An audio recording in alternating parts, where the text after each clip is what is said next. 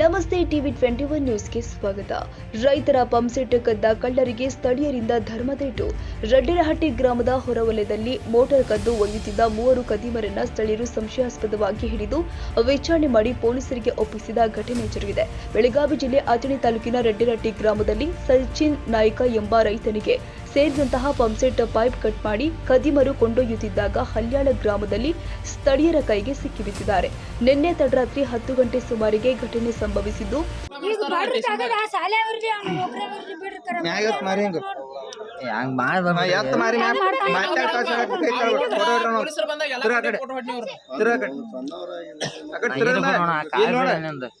ನಿನಗೆ ಅವ್ ಮೇಸ್ತ್ರಿ ಅವ ಯಾರು ನಿನ್ ಕರ್ಕೊಂಬಂದ್ರು? ಇವ್ರಿಬ್ರು ಅಣ್ಣ ಗಾಡಿ ಯಾರ್ಯಾರ? ಇವ್ರು ನಮ್ಮ ಅಣ್ಣ ಮೇಸ್ತ್ರಿ ಅಣ್ಣ. ಅವ್ರ ಹೆಸರು ಇಲ್ಲನ?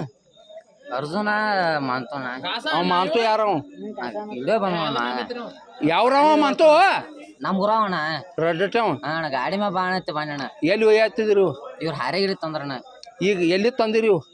ನಂಗೆ ಗೊತ್ತಿಲ್ಲ ಗಾಡಿ ಮ್ಯಾಗ. ಏ ನೀ ಎಲ್ಲಿದ್ರು ಮೋಟರ್ ಒಯ್ಲತ್ತೀರಿ? ನಾ ಮಣಿ ಮುಂದೆ ಇದ್ದಣ್ಣ ಬಾ. ಏ ಯಾವ ಊರಾಗ? ರಡ್ಡಟ್ಟಿಂದ ಒಯ್ಲತ್ತೀರಿ?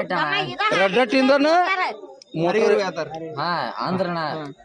ನಿನಗೇನ್ ಕೊಡ್ತಂತಂದ್ರ ಅವ್ರು? ನಂಗೇನು ಅಂದ್ರೆ ಅಣ್ಣ ಬಾ ತಮ್ಮ ಎದಕ್ಕಂದ್ರಣ್ಣ ಅವ ಮಿಸ್ತ್ರಿ ಅದಣ್ಣ. ಮೋಟ್ರ್ ಕುಣ್ಸಾಕದ್ರ ಅವ್ನ ಕೂಡ ಹೋಗತ್ ನೋಡಣ್ಣ. ಬಾ ತಮ್ಮ ಹೋಗೋಣ ಅಣ್ಣ ಆತನ ನಡಿ ಹೋಗೋಣ ಅಂತಾನೆ.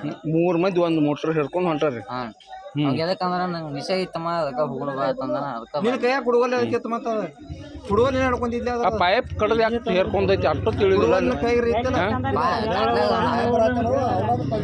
ಮೂವರಲ್ಲಿ ಇಬ್ಬರು ಪರಾರಿಯಾಗಿದ್ದು ಒಬ್ಬನನ್ನ ಹಿಡಿದು ಪೊಲೀಸರಿಗೆ ಒಪ್ಪಿಸಿದ್ದಾರೆ. ಈ ಸಂಬಂಧ ಅಥಣಿ ಪೊಲೀಸ್ ಠಾಣೆಯಲ್ಲಿ ಪ್ರಕರಣ ದಾಖಲಾಗಿದೆ.